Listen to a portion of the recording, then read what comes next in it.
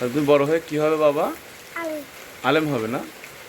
আচ্ছা, আল্লাহ তোমাকে আলেম হিসেবে কবুল করুক, আমিন। আসসালামু আলাইকুম রহমতুল্লাহ। আষাঢ় মাসের আজ 24 তারিখ।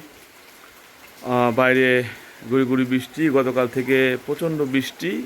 আজকেও সারা রাত ধরেই বৃষ্টি হয়েছে এবং সকালেও গুড়ি গুড়ি বৃষ্টি।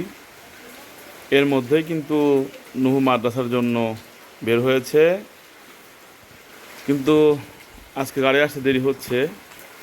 ওই যে ওখানে হুমায়রা এবং তার মা সহ আরও অনেকেই এসে অপেক্ষা করতেছে গাড়ির জন্য। তো অনেকক্ষণ বসে রয়েছি। আজকে এত দেরি করে কেন জানি না। নুহু বাবাকে আগায় দেওয়ার জন্য আমরা আসছি এখানে।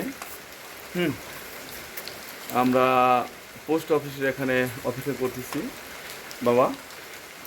তো তুমি এক কাজ করো, গাড়ি আসতে তো দেরি হচ্ছে, আমাকে একটা হাদিস শোনাও তো বাবা, বলো।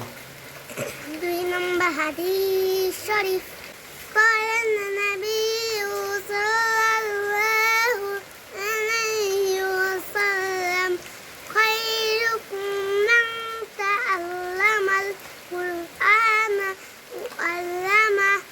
হাদিস শরীফের অর্থ, তোমাদের মধ্যে সর্ব উত্তম ওই ব্যক্তি যে নিজে কুরআন মাজিদ শিক্ষা করে এবং অপরকে শিক্ষা দেয়। মাশাআল্লাহ মাশাআল্লাহ, অনেক সুন্দর হয়েছে। আর বাবা আব্বু অনেক সুন্দর হয়েছে।